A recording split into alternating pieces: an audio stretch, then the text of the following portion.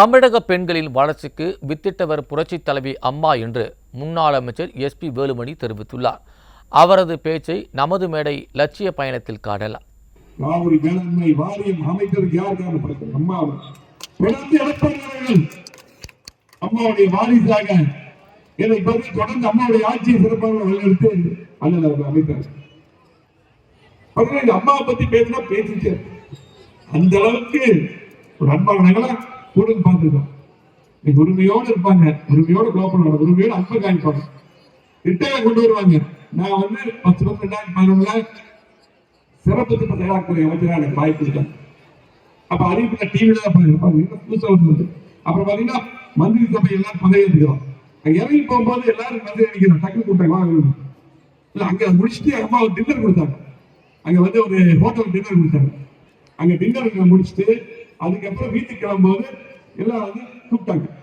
என்னுடைய பின்னாடி வாங்க அப்படின்னாங்க. சரி வாங்க அம்மா கூப்பிட்டு அதுக்கப்புறம் எல்லாரும் சாப்பிடுறதுக்கு எல்லாம் அமைச்சர் போறாங்க.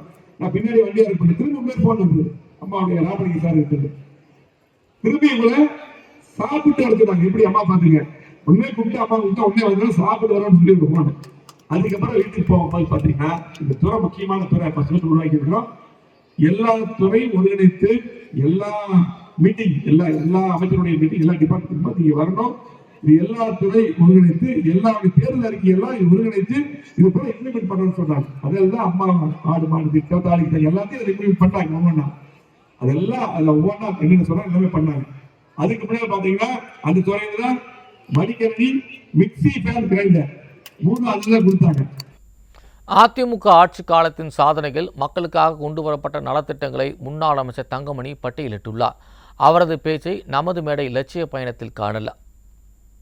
மகளிருடைய தாய்மார்களுடைய கஷ்டங்களை அறிந்து விலையில்லாத மிக்சிகன் ஃபேனை கொடுத்தார்கள். அதன் வாயிலாக அவர்களுக்கு 1 மணி நேரத்திலே அனைத்து உணவுகளும் செய்தருகின்ற வகையில் அந்த திட்டத்தை கொண்டு வந்தார்கள். அதற்கு பின்னால் அம்மா அவர்கள் சொன்னார்கள், பள்ளியிலே படிக்கின்ற மாணவ செல்வங்கள் ஏதோ வசதியானவர்கள் மட்டுமே கல்லூரி செல்ல முடிகின்றது, இன்ஜினியர் ஆக முடிகிறது, மருத்துவராக முடிகின்றது என்று சொன்னால் இந்த வளர்ந்து வருகின்ற விஞ்ஞான உலகம். ஆகையால் அவர்களுக்கு நாம் அந்த கம்ப்யூட்டரை வழங்க வேண்டும், லேப்டாப்பை வழங்க வேண்டும் என்று தேர்தல் நேரத்தில் சொன்னார்கள். 2வது கையெழுத்திட்டார்கள்.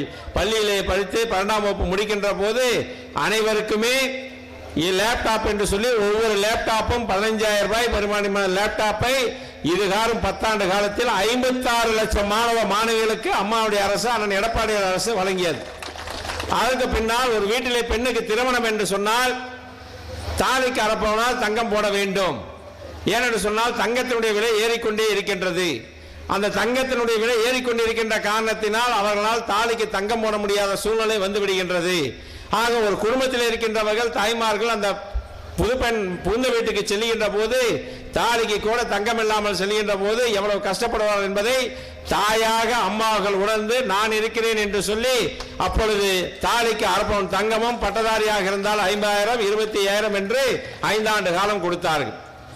அந்த 5 ஆண்டு காலம் முடிந்து 2016ஆம் ஆண்டு மீண்டும் தேர்தல் வருகின்ற போது அம்மாவர்கள் சொன்னார்கள், என்னை மீண்டும் நீங்கள் தேர்ந்தெடுத்தால் தாலிக்கு அறப்பவன் தங்கம் என்பதை 1 பவுனாக நான் உயர்த்தி கொடுப்பேன் என்று அம்மா அவர்கள் சொன்னார்கள்.